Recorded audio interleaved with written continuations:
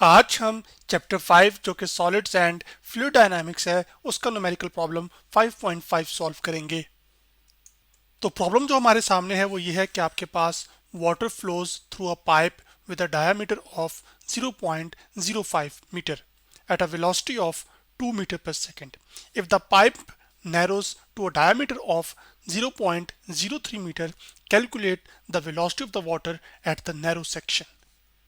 यानी कि हमारे पास एक पानी का पाइप है, जैसे कि आप इस तस्वीर में देख सकते हैं, और उस पानी के पाइप में से पानी क्या कर रहा है, फ्लो कर रहा है।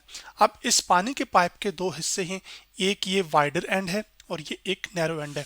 जिसका एरिया बड़ा होगा उसको हम वाइडर कह रहे हैं, जिसका एरिया कम है उसको हम नैरो कह रहे हैं। तो वो भी ये बता रहा है कि पाइप का जो एरिया है आपके पास यहाँ पर, सॉरी डायमीटर है भी यहाँ पर इस हिस्से में जो कि वाइडर है वो 0.05 मीटर है, और इसमें से जब पानी फ्लो कर रहा है तो उसकी वेलोसिटी 2 मीटर पर सेकेंड है। अब पानी क्या करता है कि आपके पास नैरो एंड की तरफ जाता है जहाँ पे डायमीटर कम होगा, और वो उसकी वैल्यू कितनी है 0.03। तो आपने ये बताना है कि नैरो एंड पे वेलोसिटी क्या होगी। नैरो एंड कहूँ या नैरो सेक्शन कहूँ, बात एक ही है।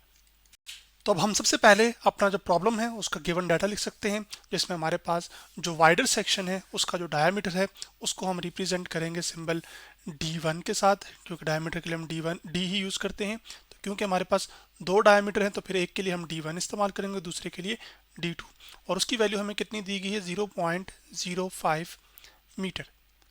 उसके बाद हम बात करें कि जो वाइडर सेक्शन है या वाइडर डायमीटर है, इस पर जो पानी इसमें से गुजर रहा है उस पर वेलोसिटी क्या है। तो wider velocity at wider section जो है उसको हम रिप्रेजेंट करेंगे सिंबल V1 के साथ, और वो हमें दी गई है आपके पास 2 मीटर पर सेकेंड, जिसको मैं लिख लेता हूँ V1 is equal to 2 metre per second, जो कि मैंने यहाँ पर लिख भी दी। उसके बाद आपके पास ये दिया गया है कि जो नैरो एंड है यानी कि ये वाला हिस्सा जिसको यहाँ पे मैंने ड्रॉ किया है, तो इसका जो डायमीटर उन्होंने दिया है वो हमें कितना दिया है, वो 0.03। तो इसको मैं यहाँ पे नीचे करके लिख लेता हूँ कि जो नैरो सेक्शन है हमारे पास उसका जो डायमीटर है उसको हम रिप्रेजेंट कर रहे हैं D2 के साथ, जो कि मैंने यहाँ पर आपने लिख दिया है। अब ये जो D2 है इसकी वैल्यू हमें दी गई है, तो मैं वो लिख लेता हूँ D2, और वो आपके पास कितनी है 0.03। इसका मतलब है नैरो सेक्शन का जो डायमीटर है वो कम है वाइडर सेक्शन से, जबकि डायमीटर बजाते खुद क्या होता है कि आपके पास अगर एक सर्कल है ना और उसका ये एक सेंटर है फॉर एग्जांपल, तो एक ऐसी लाइन जो कि सर्कल के एक पॉइंट से स्टार्ट हो फिर उसके सेंटर में से पास करे और सर्कल के किसी दूसरी सरफेस के हिस्से पर जाए, तो ऐसी जो लाइन होती है उसको हम क्या कहते हैं, सर्कल का डायमीटर। जैसे यहाँ पर ये जो लाइन है ये क्या है, ये एक डायामीटर है जो मैंने अभी ड्रॉ की है। अब हमने जो फाइंड करना है वो हमने वेलोसिटी फाइंड करनी है पानी की नैरो सेक्शन पर। तो फिर हम यहाँ पे लिख लेते हैं कि वेलोसिटी एट नैरो सेक्शन हम लिखेंगे, और उस नैरो सेक्शन पे जो वेलोसिटी है उसको हम रिप्रेजेंट कर रहे हैं V2 के साथ। इसका मतलब है हमने V2 ही फाइंड करनी है, तो ये मैंने यहाँ पर लिख दिया V2 फाइंड करना। अब यहाँ पर जो हम कॉन्सेप्ट इस्तेमाल करेंगे इस प्रॉब्लम को सॉल्व करने के लिए वो ये है कि आपके पास यहाँ पर एक एरिया इन्वॉल्व है और जिसमें से पानी फ्लो कर रहा है। तो आपने इक्वेशन ऑफ कॉन्टिन्यूटी के बारे में पढ़ा है, उसमें ये क्या कहता है कि एरिया और वेलोसिटी का जो प्रोडक्ट है किसी भी पर्टिकुलर पोजीशन पर वो हमेशा क्या रहता है, कांस्टेंट। तो फिर इस बात को मैं यहाँ पे लिख सकता हूँ कि आपके पास using equation of continuity product of area and velocity is always constant. यानी कि जब आपके पास एक पाइप में से फ्लूइड फ्लो कर रहा हो तो किसी भी पॉइंट पर उसका जो एरिया और वेलोसिटी का जो प्रोडक्ट है वो हमेशा कांस्टेंट रहता है, और एरिया को हम रिप्रेजेंट करते हैं सिंबल A के साथ और वेलोसिटी को V के साथ।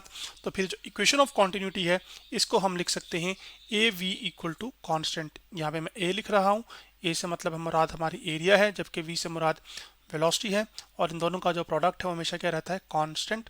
तो मैंने लिख दिया। इसका मतलब है कि आपके पास अगर कांस्टेंट है तो इसका मतलब है जितना किसी एक पॉइंट पर है उतना ही किसी दूसरे पॉइंट पर होगा।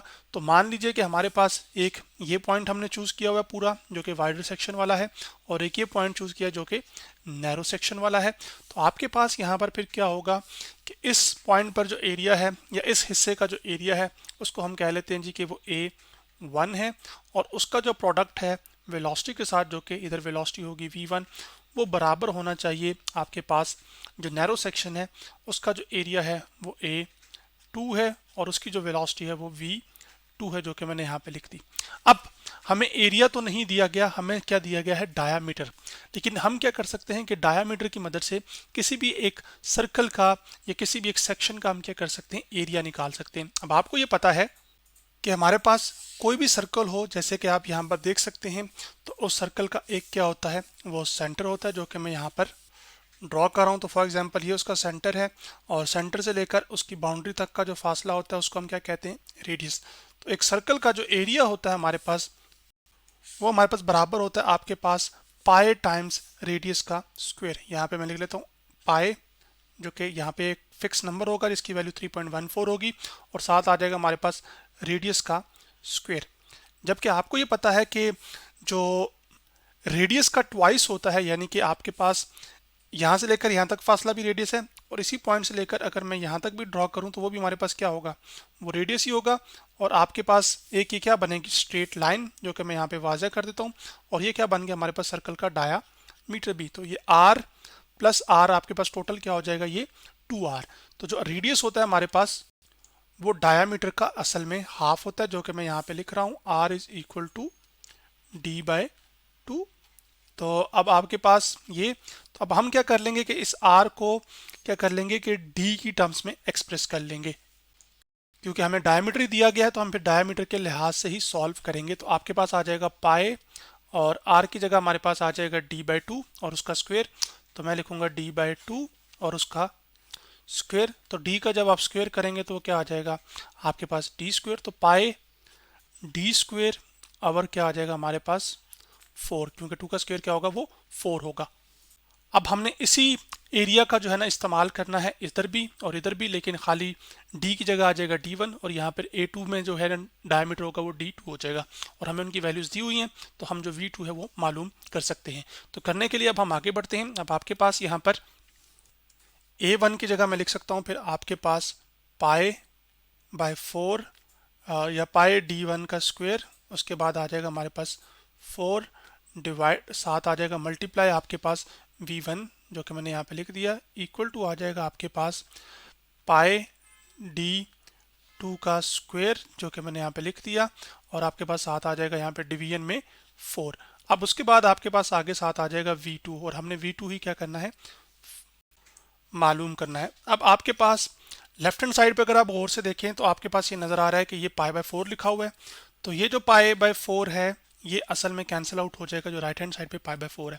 पाई से कैंसिल आउट और 4 से कैंसिल आउट। अब हमें d1 की वैल्यू पता है, v1 की वैल्यू पता है, और d2 की वैल्यू पता है। तो ये जो d2 इधर मल्टीप्लाई उधर जाके क्या हो जाएगा, ये डिवाइड हो जाएगा। तो हमारे पास जो फाइनल फॉर्म बन जाएगी एक्सप्रेशन की, वो आपके पास राइट हैंड साइड पे वेलोसिटी v2 है, तो उसको मैं लिख सकता हूँ v2, क्योंकि left hand side right hand side के इक्वल होती है, तो राइट हैंड साइड को हम पहले लिख सकते हैं। अब वो आपके पास बराबर आ जाएगी यहाँ पर d1 का स्क्वायर, उसके बाद आ जाएगा आपके पास v1, और उसके बाद डिवीजन में आ जाएगा हमारे पास d2 का स्क्वायर, जो कि मैंने यहाँ पर लिख दिया। अब हमने सिर्फ और सिर्फ वैल्यूज को सब्स्टिट्यूट करना है। तो जो d1 हमें दिया गया था हमारे सवाल में, वो कितना था, वो 0.05 था। तो मैं यहाँ पर वो 0.05 पुट कर देता हूँ। तो 0.05 और उसका हमने क्या करना है, स्क्वायर।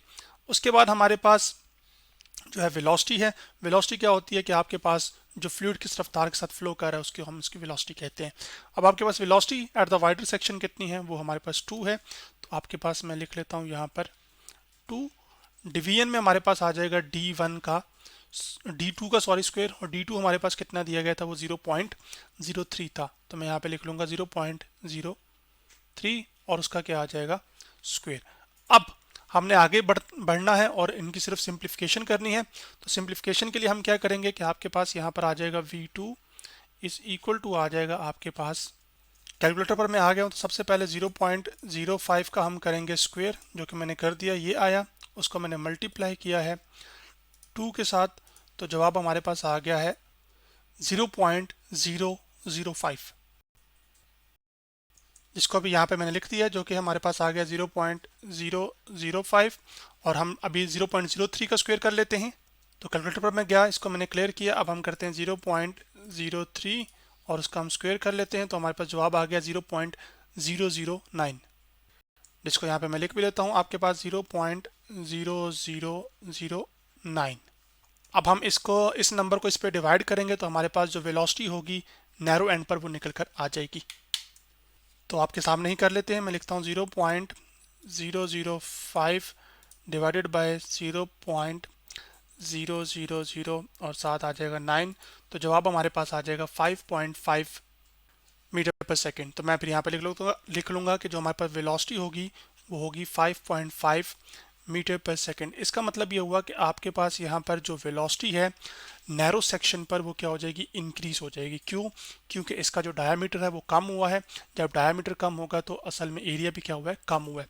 तो प्रोडक्ट को कांस्टेंट रहने के लिए अगर एरिया कम हुआ है तो वेलोसिटी को फिर क्या होना चाहिए, वो ज़्यादा होना चाहिए। और यही चीज़ हमारे पास कैलकुलेट होकर निकल कर भी आ रही है। तो आज हमने चैप्टर 5 जो कि सॉलिड्स एंड फ्लूइड डायनामिक्स है उसका न्यूमेरिकल प्रॉब्लम 5.5 सॉल्व किया।